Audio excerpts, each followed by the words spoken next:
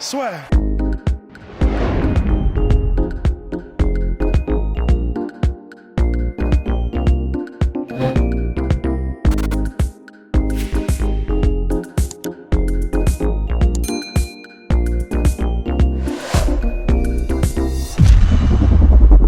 Bien, bonjour à toutes et à tous et bienvenue dans le podcast La Sueur. Bonjour mon cher Rust. Bonjour Guillaume. Alors aujourd'hui, on va parler de Magomed Ankalaev. Rust vous en parle depuis de nombreux mois, que dis-je, de nombreuses années. Prospect de l'année 2019 pour Rust et qui a assumé ce statut avec succès, avec 2 victoires contre Ion Cutelaba en 2020. La première controversée en février lors de leur première opposition. Et pour la deuxième, sous nos yeux, à Abu Dhabi, où il n'a laissé aucune place au doute. Crochet, suivi de ground and pound des enfers contre notre cher Ion Cutelaba. Donc, il confirme Magomed Ankalaev sa place parmi le top 15 de l'UFC chez les light heavyweight, mais surtout, qui enchaîne une troisième victoire de suite avant la limite et qui s'impose comme peut-être le futur, sinon présent, enfin présent oui, mais futur vraiment au plus haut niveau de la catégorie. Ouais, il est extrêmement prometteur et puis c'est vrai que ça fait un bout de temps déjà que son arrivée se fait sentir. C'est-à-dire qu'en fait, avant même d'arriver à l'UFC, déjà, il était sur les circuits du MMA amateur et même en Exactement. gréco-romaine, c'était déjà un mec qui était sur tous les radars. C'est-à-dire qu'en fait, il est 2 fois champion du monde de MMA amateur, 3 fois champion de Russie, champion de lutte gréco-romaine au Daghestan. Mhm. Il est Masters of Combat Sports en combat de sambo en Russie. D'ailleurs, la récompense lui a été donnée par Fedor en personne. Donc, il a fait un chemin qui est déjà intéressant, c'est-à-dire qu'il est passé par le MMA amateur.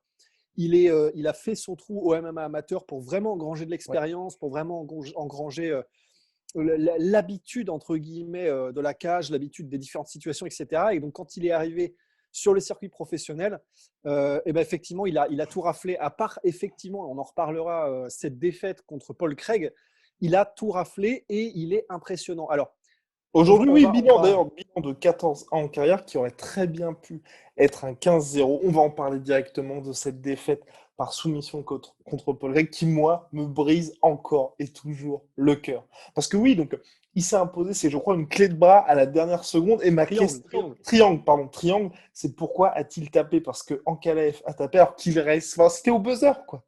Ouais, c'était un buzzer beater. Alors en fait, bon déjà, moi personnellement, je vais être tout à fait transparent avec toi et avec vous, c'est que pour moi, c'est absolument pas un problème puisque je suis un fan inconditionnel de Paul Craig. J'adore le mec, j'adore sa personnalité. Il est ultra charismatique, il est écossais, mais genre plus écossais tu meurs, je le kiffe. Donc bon, on n'y perd pas au change dans le sens où si vous vous intéressez à Paul Craig aussi, vous allez trouver un combattant génial et un mec génial. Mais en tant qu'effectivement pour la carrière et l'inertie de la Ouais. carrière d'Ankalaev, ça fait chier parce que déjà taper à la dernière seconde d'un combat, c'est bizarre en fait. Qu'il C'est-à-dire gagnait, hein, qu'il gagnait. qu'il gagnait, oui, il gagnait complètement, Et en fait, c'est d'autant plus étrange que tu te dis, bon, déjà, comment dire, non, il faut dire que, bon, ok, on va être tout à fait honnête, le triangle, il est incroyable. C'est-à-dire qu'en Mhm. fait, c'est un peu comme BJ Penn, c'est-à-dire que Paul Craig, il est allé à une vitesse au niveau de l'exécution du triangle, la manière dont il a passé sa jambe gauche pour aller chercher la nuque et placer son triangle littéralement, c'est une téléportation de la jambe gauche en fait. Et c'est vrai qu'il a saisi un moment où Ankalaev bouge son bras et où du coup il passe entre un mouvement. Enfin, honnêtement, le triangle, il est laser, mais laser. Et du coup, bon, bah, c'est Paul Craig. Et il faut quand même pas oublier que c'est un mec qui soumet Mhm. quasiment tout le monde quand il ne perd pas à l'UFC. Il est monstrueux, Paul Craig. Il est vraiment surpuissant en termes de grappling.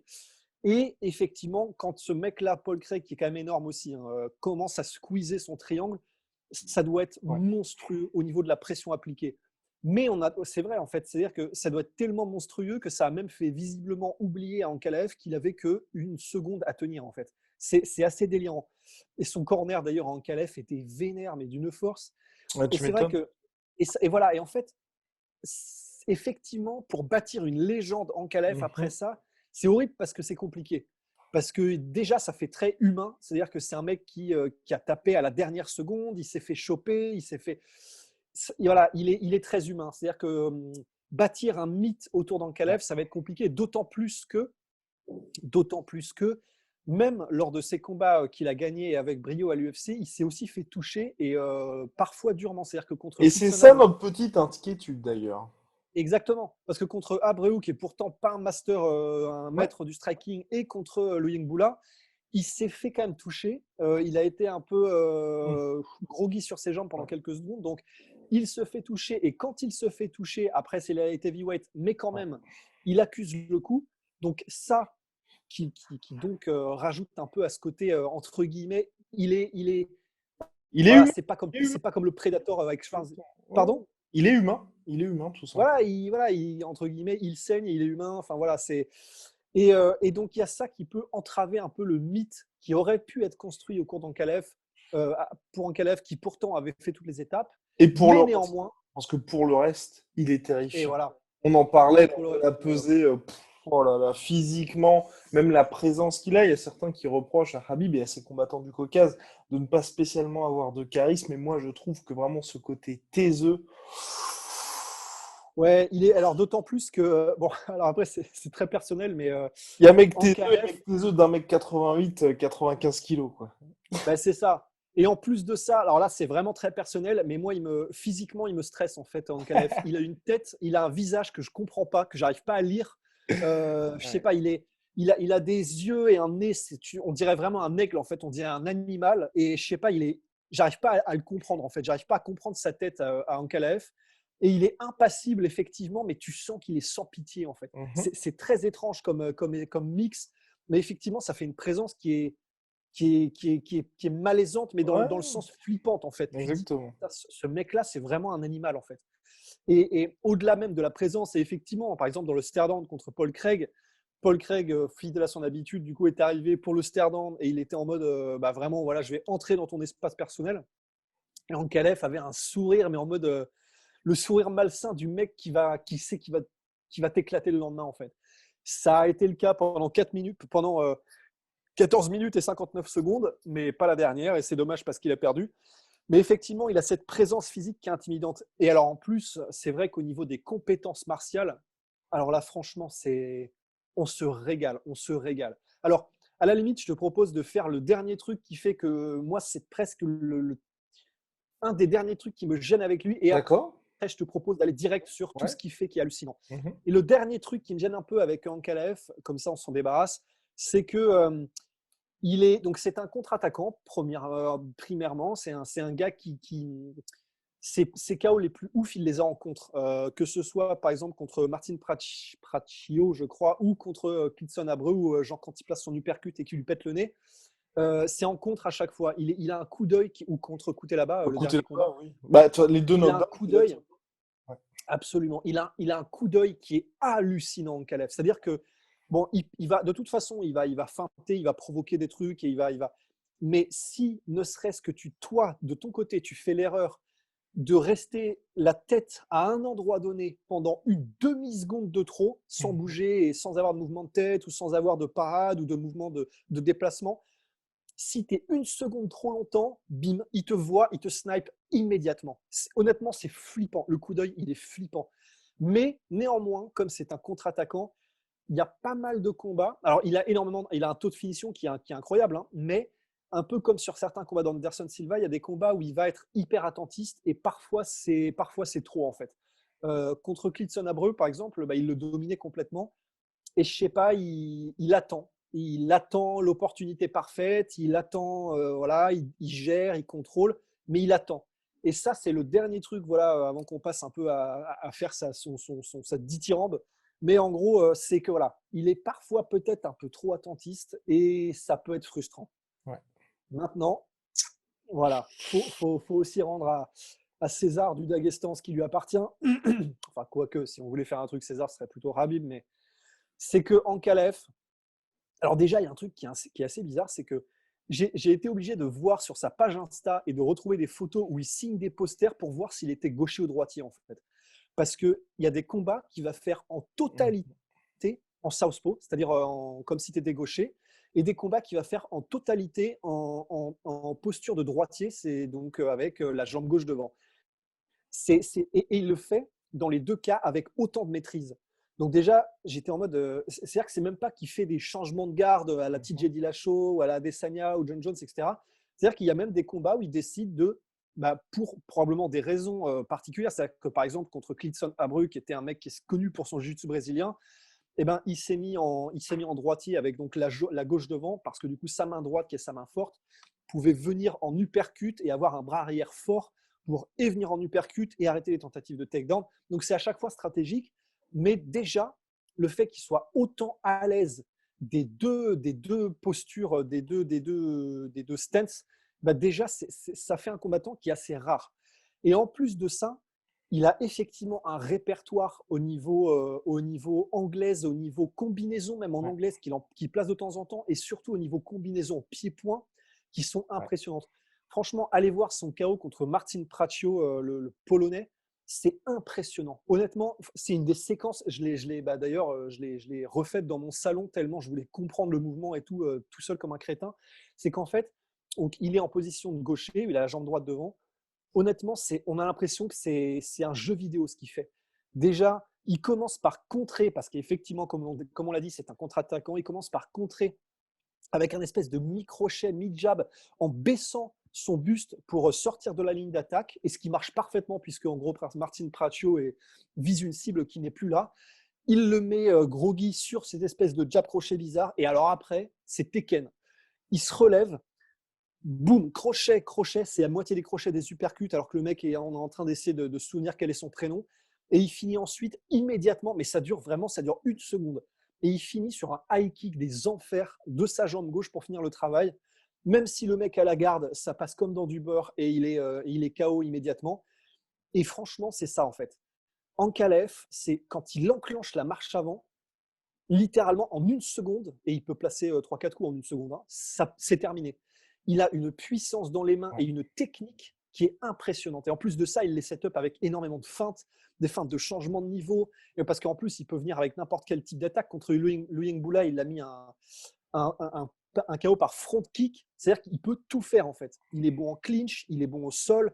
Au sol, tu n'as pas intérêt à te retrouver dessous. Et surtout qu'il l'utilise peu. Moi, ce que j'aime beaucoup avec Magomed Ankalaev, c'est qu'il l'utilise relativement peu, mais chaque fois qu'il l'amène au sol, il l'amène au sol pour travailler ensuite. Et ça, c'est vraiment ce que j'apprécie avec lui, c'est que les deux combats contre Yon là-bas, à aucun moment il utilise son sol, mais vous savez qu'il l'a derrière si ça commence à être chaud. Et quand il vous amène au sol, bah là, par contre, c'est terminé pour vous. Et c'est ce que j'aime vraiment bien avec ce gars-là, c'est que c'est pas comme Zabit, Magomed Sharipov, qu'on apprécie aussi, mais c'est vrai que moi, je lui reproche ces derniers temps il est très très bon en striking, il n'y a pas de problème. Vous voyez d'ailleurs les résultats, il parle pour ça, mais tu vois, le combat qu'il avait fait contre l'Américain en 3 rounds, Calvin Qatar. contre Calvin Qatar par exemple, où ça commençait à être un petit peu chaud pour lui dans le troisième Ah round, ouais, bah, j'aurais beaucoup aimé tu vois, qu'il utilise son sol, qui est pourtant très bon, et qu'on ne ben voit pas oui. spécialement, parce que comme ça, chez les adversaires, parce que c'est l'UFC, vous êtes hyper documenté, bah, vous instaurez une certaine incertitude. Et avec Ankalaev, aujourd'hui, il n'a pas besoin de faire un combat contre Tion et de se dire, il faut que j'utilise mon sol, non. Déjà, bah, il le dose très clairement debout, mais en plus, pour garder son historique, vous savez que c'est là, et si jamais il se dit, ok, bah maintenant il faut amener le combat au sol, il va pouvoir le faire. Et c'est ce que j'aime vraiment avec lui, et qui me fait dire aussi, même si avec Ross on avait prévenu qu'effectivement il se prenait beaucoup de coups debout, je pense que quand les grosses échéances arriveront, parce que là aussi, moi, à mon avis, dans tous les combats qu'il a fait jusqu'à maintenant à l'UFC, même là-bas, qui est pourtant debout hyper dangereux, bah, je pense qu'aujourd'hui, il ne voit pas vraiment le danger. Où il se dit, bah, justement, si jamais je me retrouve vraiment groggy, j'utiliserai ce sol-là. Et je pense que là, les prochains combats qui vont arriver, comme maintenant il est vraiment ancré dans le top 10, on verra enfin son sol dans quelque chose de vraiment global. Tu vois, et que ce ne sera pas juste, bon, bah, quand ça devient chaud, je vais l'utiliser. Ouais, ouais, ouais, parce que c'est ça qui est hyper rassurant, effectivement, c'est qu'il n'hésite pas, même contre des gars qui sont ceintures noires de jiu-jitsu brésilien, qui sont connus pour leur Ouais. sol, il n'hésite pas à lui-même déclencher les takedowns, aller en clinch et les mettre au sol pour imposer son ground and pound.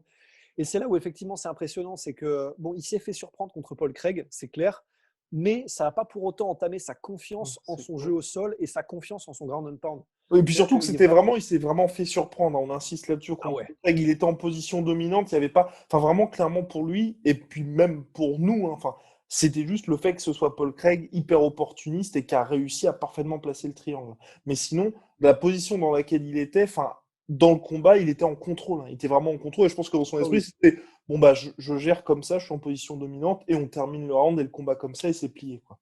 Ah Voilà. oui, oui, non, c'est clair. Parce que franchement, le combat contre Paul Craig, voilà, à part ce triangle téléporté, honnêtement, il dominait. Et même Ouais. juste les secondes avant le triangle, en fait, parce que je connaissais le résultat et quand j'ai rematé le combat pour ce podcast, c'était vraiment marrant parce que il reste 20 secondes. Donc, je me souviens avoir regardé l'horloge et en mode, il reste 20 secondes et je savais donc qu'il allait être terminé à la dernière seconde par triangle, mais je me suis dit, mais comment c'est possible Ouais. en fait? Parce que à 20, genre, je vois le truc 20 secondes s'afficher, il gère complètement Paul Craig qui est complètement calé contre la cage, avec la tête contre la cage, le buste machin, où il est complètement comme un bossu comme ça, il n'arrive pas à s'en sortir parce que comment dire, école dagestanaise oblige, Ankalaev maîtrise parfaitement la gestion des corps une fois qu'il est au sol, la gestion des points d'appui pour pas que la personne se relève, utilisait sa tête pour faire pression, que ce soit déjà au niveau comment dire,